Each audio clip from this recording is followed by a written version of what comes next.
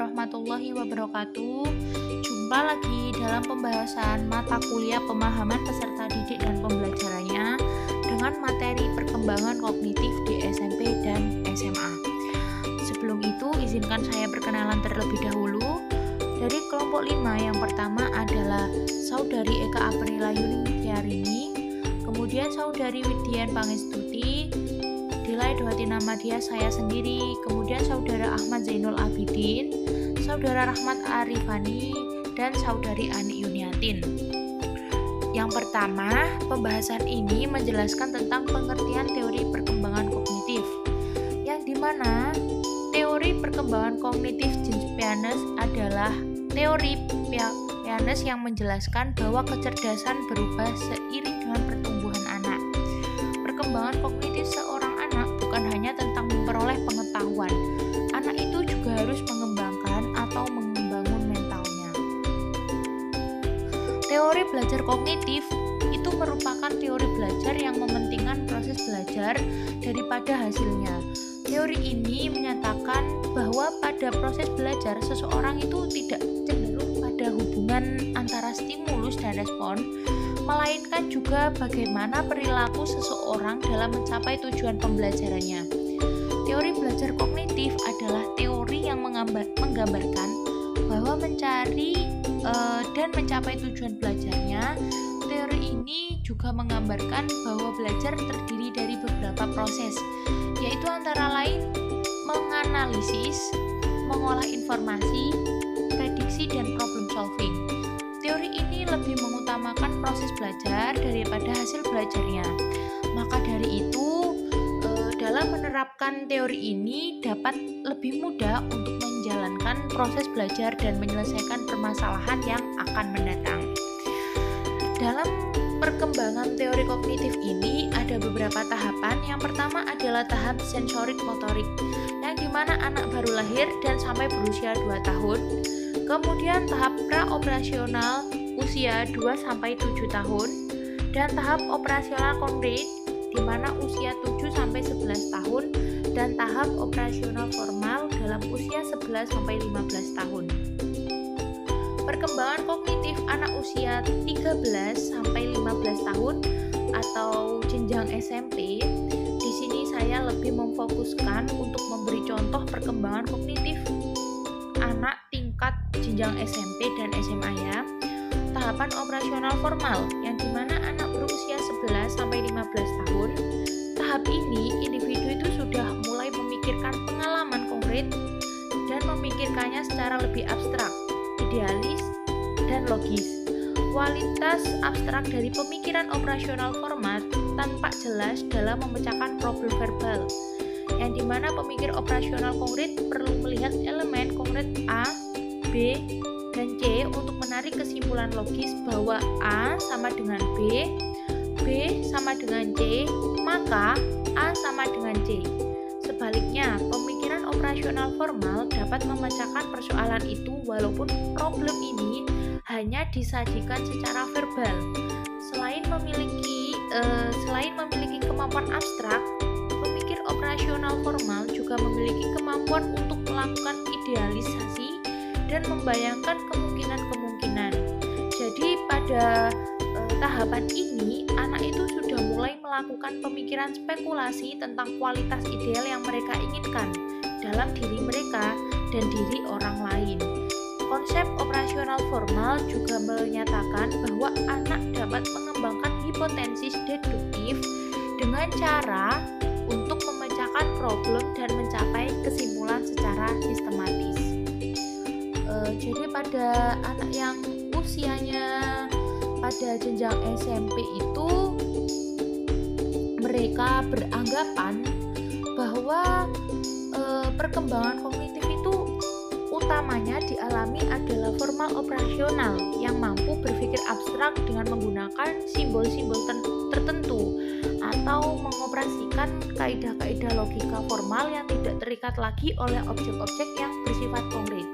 Contohnya seperti mengoperasikan kaidah-kaidah logikal seperti peningkatan kemampuan analisis, kemampuan mengembangkan suatu kemungkinan berdasarkan 2 atau lebih kemungkinan yang ada, kemampuan menarik generalisasi dan interferensiasi dari berbagai kategori objek yang beragam.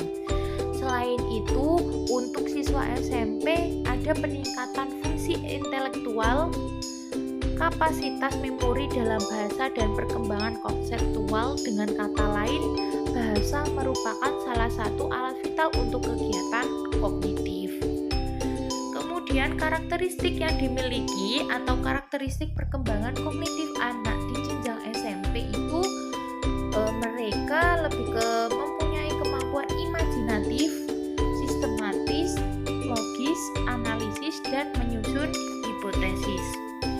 Perkembangan kognitif anak usia 13-15 tahun, kesiapan yang mereka butuhkan itu, anak-anak itu membutuhkan motivasi eksternal yang menyentuh perasaannya. Misalnya, guru mengangkat topik keseharian anak sesuai dengan kebutuhan materi yang mereka perlukan. Kemudian minat, anak banyak mengeksplor kemampuan kinestetik untuk menjawab rasa penasarannya. Misalnya, anak itu tidak betah duduk lama mendengarkan guru berceramah. Jadi mereka penasaran, mereka ingin mengetahui apa yang mereka ingin ketahui. Kemudian kebutuhan belajar, anak memanfaatkan teknologi dan media sosial untuk membantu mereka menyelesaikan masalah mereka sendiri. Misalnya, anak menjadi lebih bersemangat dan kreatif mengerjakan tugas jika hasil tugas itu diunggah ke media sosial mereka masing-masing. Jadi mereka itu mampu, saya bisa menyelesaikan ini dan saya bisa semangat mengerjakan tugas yang diberikan oleh guru, kemudian diupload ke media sosial mereka masing-masing. Itu bisa menambah semangat mereka dan mereka lebih kreatif lagi untuk mengerjakan tugas yang guru berikan. Kemudian perkembangan kognitif anak SMA. Perkembangan kognitif jenjang SMP dan SMA itu memiliki pola penerapan yang berbeda ya, yang dimana ditinjau dari kata kerja operasional taksonomi Bloom dalam pencapaian pembelajaran fase D sampai fase F menurut Kemendikbud, yaitu ada tabel yang dimana menjelaskan tentang fase D sampai fase E sampai fase F dari menurut Kemendikbud. Kemudian saya pertegas lagi di sini ada fase D yang memiliki kata kerja operasional sampai pada tingkatan tertinggi yaitu di C4 atau mengembangkan. Sedangkan fase E dan F kata kerja operasionalnya pada tingkatan tertinggi yaitu C6 mengaktualisasi dan menyintesis. Jadi anak SMA itu memiliki karakter atau perkembangan karakteristik peserta didik yang dapat dilihat dari kata kerja ranah afektif pada taksonomi Bloom, yaitu yang pertama, siswa sudah mengetahui kebaikan dan keburukan sehingga dapat mengubah perilaku yang berakhlak mulia.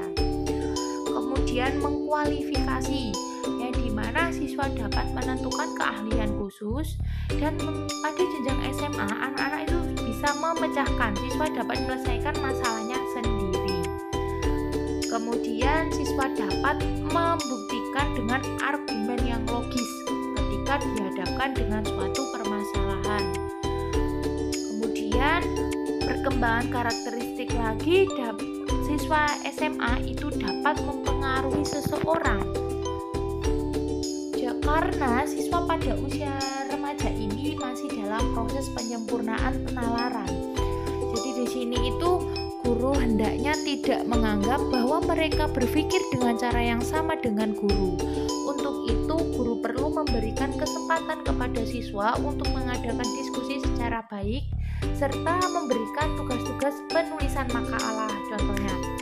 Nah, dalam hal ini guru itu memberikan dan hendaknya mengamati kecenderungan remaja untuk melibatkan diri dalam hal-hal yang tidak tergali. Caranya itu baik dalam mengatasi bentuk